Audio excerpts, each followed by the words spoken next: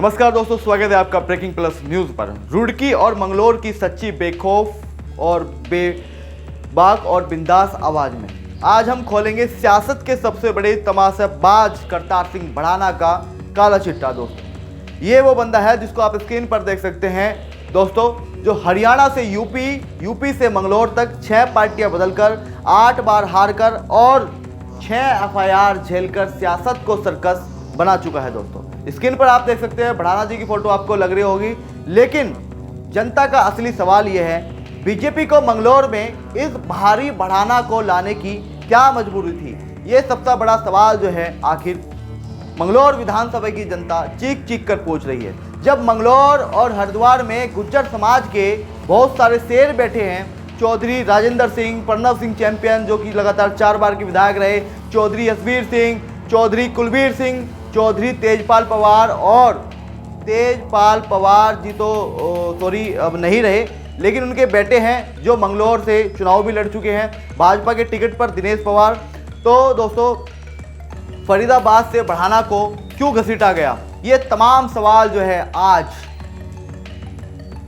मंगलोर विधानसभा की जनता चीख चीख कर पूछ रही है।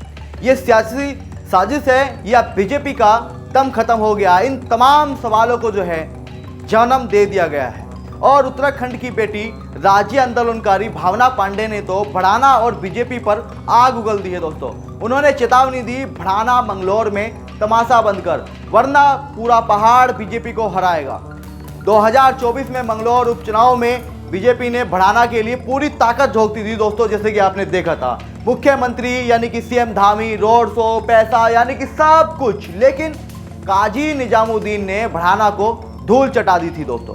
और अब खबर यह है कि 2027 में भी एक बार फिर दोबारा जो है भड़ाना जी मंगलोर से टिकट मांग रहे हैं। अरे भड़ाना जी, मंगलोर कोई हरियाणा की संभाल का थोड़े ही है। आज हम इस सियासी सर्कस का पर्दा फोड़ेंगे दोस्तों, क्योंकि भड़ाना का जबरदस्त तमाशा मंगलोर विधानसभा के अंदर दोस्तों चल रहा है। और बीजेपी की मजबूरी, काजी का जलवा और भावना की हुंकार। सबसे पहले समझते हैं कि भड़ाना का पार्टी बदलने का जो ये डांस है, जब हमने भड़ाना जी के बारे में सर्च किया और समझने की कोशिश करी कि आखिर भड़ाना जी चीज़ क्या है, तो दोस्तों हमें पता चला कि भड़ाना जी का इतिहास तो काफ़ी लंबा चौड़ा है। क्योंकि भड़ाना जी ने 6 पार्टियां बदली, HVP, INLD और RLD, कांग्रेस, BSP और अब बीजेपी में।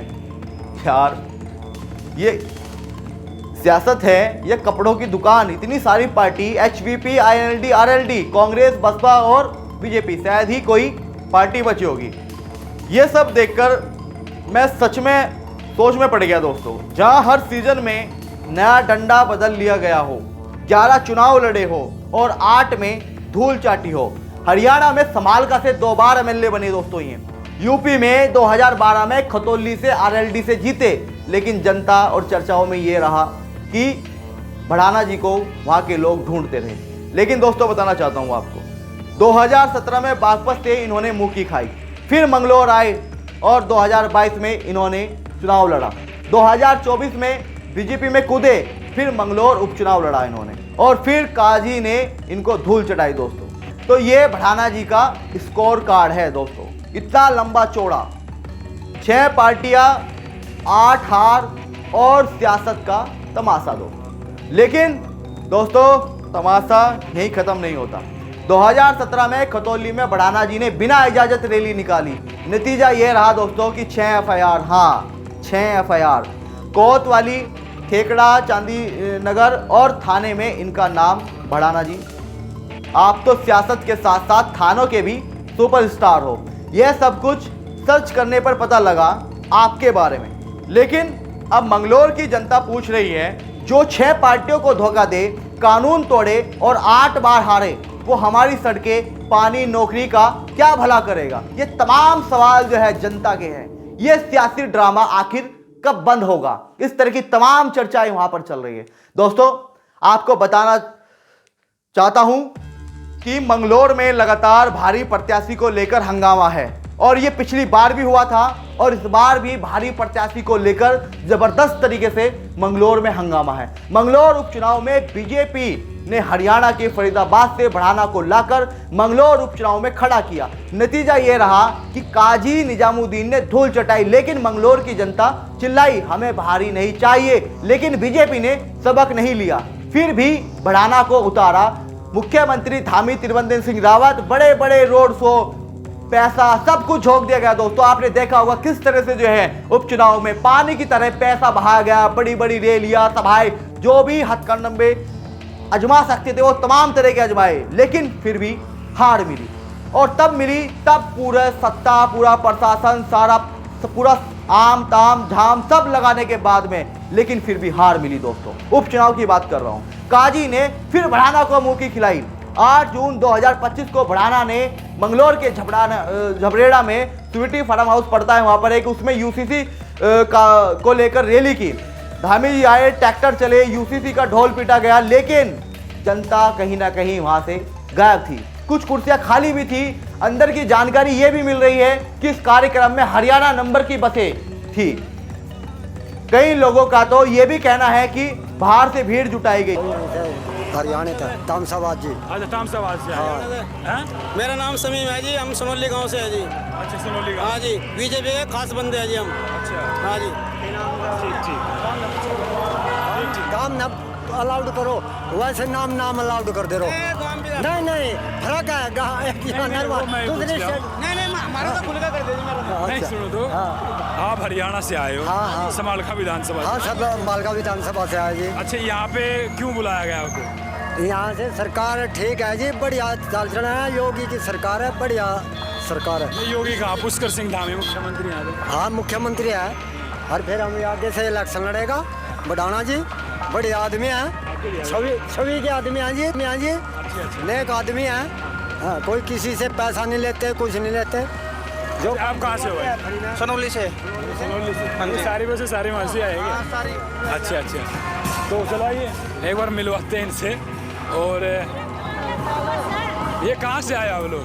गोड़ाखुर्द से। अच्छा सारी बसें कहाँ से आई? ये 2 बस गोड़ाखुर्द से, किरण एक सरपंच के नाम गोड़ाखुर्द। अच्छा हाँ, बढ़ाने की रैली में आए हैं। क्या करने आए हैं यहाँ पे? बढ़ाने को टिकट दिवाने आए हैं। अच्छा बढ़ाने को विधायक बनाएंगे। अच्छा यहाँ से भी? हाँ यहाँ से। तो यहाँ के लोग बनाएंगे हो तो आप क्या बनाओगे? हम बनाएंगे, हमारे बहुत है, रिश्तेदार हैं यहाँ हमारे। अच्छा हाँ नहीं यहाँ के वोटर तो वोट बनाएंगे ना यहाँ से विधायक तो। हाँ, इन वोट वालों से। लेकिन इस दौरान मंगलौर चुप हो गया और चुपचाप ये बड़ी शांति के साथ में तमाशा देखता रहा और देख रहा था कि आखिर ये चल क्या रहा है मंगलौर में। और जनता पूछ रही है यूसीसी का ढोंग आखिर क्यों? मंगलौर की टूटी सड़कें, बेरोजगारी, पानी की किल्लत, इनका क्या होगा? ये तमाम मुद्दे, लेकिन इन मुद्दों पर कोई ध्यान नहीं। बढ़ाना जी आप हरियाणा से आए, लेकिन मंगलौर की मिट्टी को तो समझा नहीं। सबसे पहले अगर आप आए हैं मंगलौर को तो समझो सबसे पहले, लेकिन आपने नहीं समझा। बीजेपी तुम्हारी क्या मजबूरी थी ऐसी कि मंगलौर में इतने बड़े बड़े चेहरे फिर भी भारी को क्यों लाए?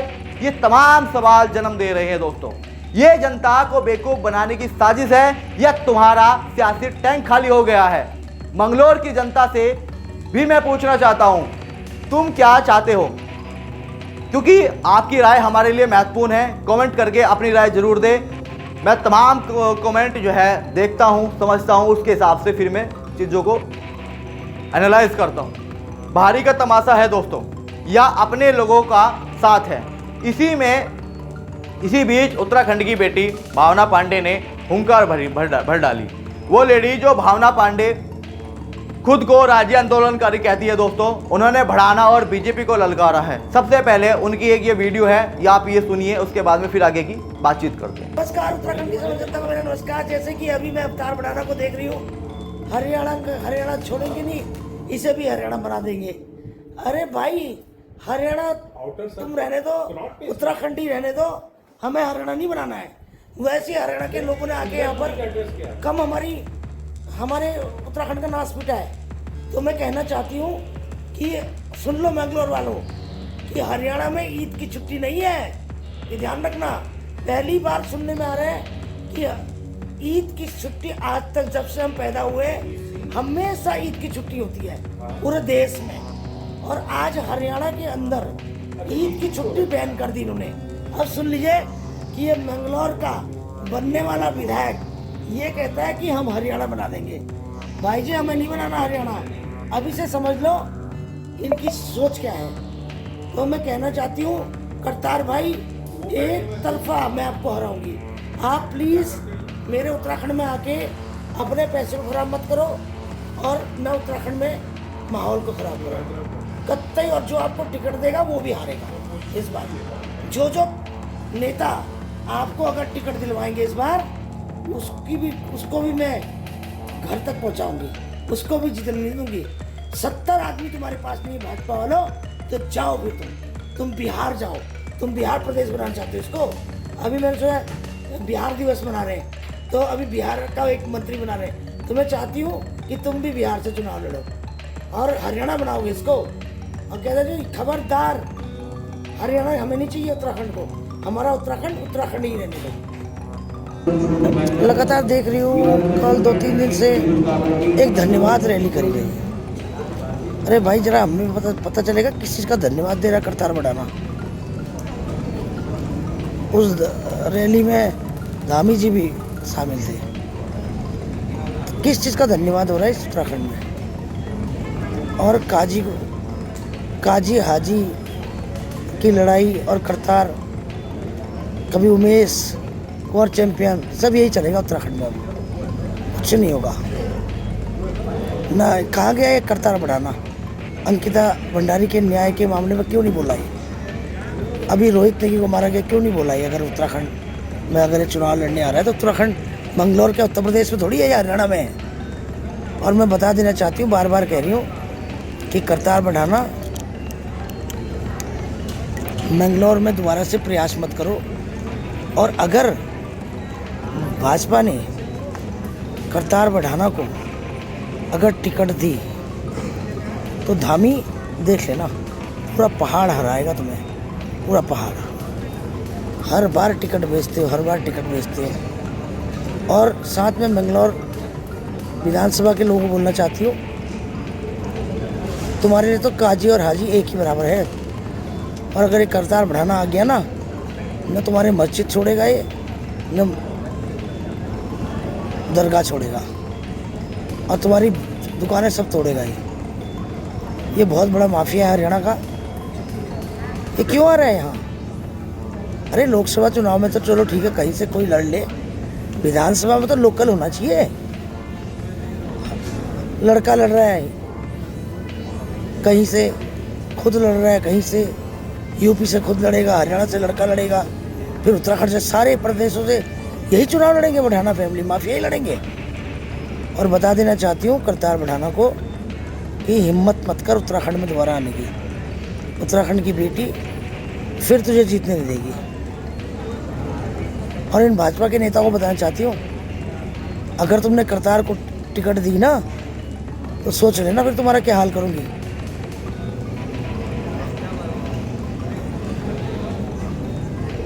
तुम्हारे पास 70 कैंडिडेट नहीं है कि तुम बुला के हरियाणा से लोगों को टिकट दे रहे हो।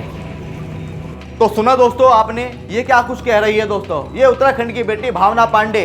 और इन्होंने बढ़ाना को इस वीडियो के माध्यम से नंगा कर दिया है दोस्तों। उन्होंने सवाल उठाया अंकिता भंडारी, रोहित नेगी जैसे मामलों पर बढ़ाना की चुप्पी क्यों, और बीजेपी को चेतावनी दी, भारी को टिकट दी तो पूरा पहाड़ बगावत करेगा। अब दोस्तों आप ही बताओ, भावना का गुस्सा सही है या नहीं है? बढ़ाना जैसे भारी को मंगलौर में मौका मिलना चाहिए, या हमें अपने ही लोग चाहिए जो यहाँ की जनता के बीच में हो, जिन्हें मूल मुद्दों का पता हो? ये तमाम तरह की चर्चाएं जो है यहाँ पर चल रही है दोस्तों आपको एक बात और महत्वपूर्ण बताना चाहता हूँ। क्षेत्र में चर्चा यह है कि मंगलौर के गुज्जर शेरों की अनदेखी की जा रही है, और किसी गुज्जर को ही मंगलौर में चुनाव लड़ाना है तो हरिद्वार जिले में गुज्जर समाज के बड़े बड़े चेहरे हैं, फिर भी बीजेपी ने बढ़ाना को क्यों चुना? ये तमाम सवाल जो है यहाँ पर खड़े हो रहे हैं। मैं आपको बताता हूँ दोस्तों, ये हरिद्वार के असली शेर हैं। पहला आपको दिखाना चाहता हूँ, आप स्क्रीन पर देख सकते हैं, चौधरी राजेंद्र सिंह हैं, जिनका जो है पंचायत चुनाव के, मतलब कि पंचायत चुनाव में इनको धुरंधर कहा जाता है। ये सहारनपुर से लोकसभा और विधानसभा का चुनाव भी लड़ चुके हैं, और गुज्जर समाज का इनको जो है गर्व कहा जाता है।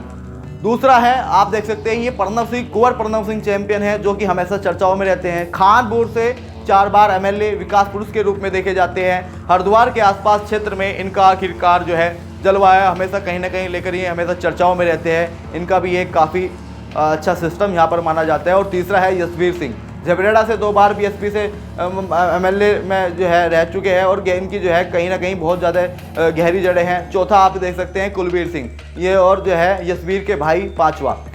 चौधरी तेजपाल सिंह पवार लक्सर से 2 बार विधायक रहे, ये तो आप देख सकते हैं ये अब इनका बेटा इनकी विरासत को आगे बढ़ा रहा है, जो मंगलौर से विधायक का चुनाव लड़ चुके हैं। इनका बेटा दिनेश पवार 2017 में बीजेपी से लड़ा था। और जब आपको बताना चाहता हूं, जब इतने बड़े चेहरे मंगलौर की मिट्टी से जुड़े हैं तो बीजेपी ने हरियाणा से बढ़ाना को क्यों घसीटा? भावना पांडे ने तो यही सवाल उठाया, लेकिन चाहिए बाहरी नहीं। उन्होंने कहा कि लोकल ही चाहिए, बाहरी नहीं। क्या बीजेपी अपने शेरों को दबाना चाहती है या मंगलौर में उनका सियासी दम खत्म हो गया? इन तरह के तमाम सवालों को जो है जन्म दिया जा रहा है। दोस्तों, आपको याद होगा मंगलौर उपचुनाव में बीजेपी ने बढ़ाना के लिए सब कुछ झोंक दिया। CM Dhami, Trivendra Singh Rawat, road show, पानी पैसा की तरह सब बहाया गया, लेकिन काजू निजामुद्दीन ने धूल चटा दी। काजी का जलवा बरकरार रहा, 2024 में जीते और 2027 में भी चर्चा गर्म है। भावना पांडे ने कहा काजी हाजी एक बराबर, लेकिन बढ़ाना मस्जिद दरगाह तोड़ेगा, बढ़ाना हार कर भी नहीं रुके। अब खबर यह है कि 2027 में फिर जो है टिकट की जुगत में बढ़ाना जी लग गए हैं। पूरा मंगलौर ने जवाब दे दिया। उत्तराखंड की सरकार पूरी ताकत झोंकी, सारा सिस्टम लगा दिया, प्रचार मीडिया पर अंधाधुंध पैसा खर्च किया गया। आपको जानकारी के लिए बता दूं, मीडिया पर सबसे ज्यादा पैसा खर्च किया गया, लेकिन उपचुनाव में हारे। फिर तमाशा क्यों? बीजेपी काजी जैसे लोकल हीरो के सामने तुम्हारी भारी चेहरा कब तक टिकेगा? इस तरह के तमाम सवाल यहाँ पर चल रहे हैं। अब दोस्तों देखना ये होगा। और हाँ, भावना पांडे की चेतावनी याद रखो, भावना को टिकट दी तो पूरा पहाड़ बीजेपी को हराएगा। भावना पांडे ने कहा वीडियो में, आपने सुना भी होगा, कि अगर बढ़ाना को टिकट दी तो पूरा पहाड़ हराएगा।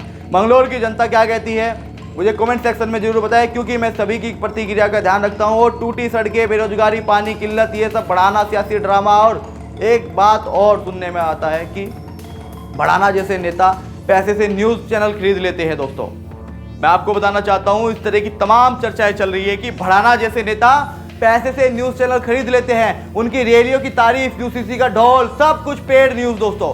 लेकिन ब्रेकिंग प्लस न्यूज़ बिकाऊ नहीं है। मैं मोनू सैनी मंगलौर की सच्ची आवाज़ हूँ। भावना पांडे ने कहा है बढ़ाना माफिया है, मंगलौर में तमाशा नहीं चलेगा। रुड़की और मंगलौर की जनता तुम्हारी ताकत से सियासत बदलेगी। बढ़ाना जैसे बाहरी पेड न्यूज़ और बीजेपी की साजिश अब नहीं चलेगी। 2027 में मंगलौर का फैसला तुम करोगे, भारी तमाशेबाज या काजी जैसे लोकल हीरो। इस खबर को लाइक करो दोस्तों, शेयर करो और व्हाट्सएप पर भेजो। मंगलौर की हर गली ढाबे तक ये बात पहुंचाओ। और मैं मोनू सैनी, रुड़की का सच, मंगलौर का धमाका। 2027 में मंगलौर का भविष्य किसके हाथ में है? लोकल शेर या भारी तमाशा? इन तमाम चीज़ों पर भी आप मुझे कमेंट करके बताइए। और मिलता हूँ अगली एक बार फिर नई और खबर के साथ। तब तक के लिए धन्यवाद। देखते रहिए अपने मनपसंद चैनल ब्रेकिंग प्लस न्यूज़।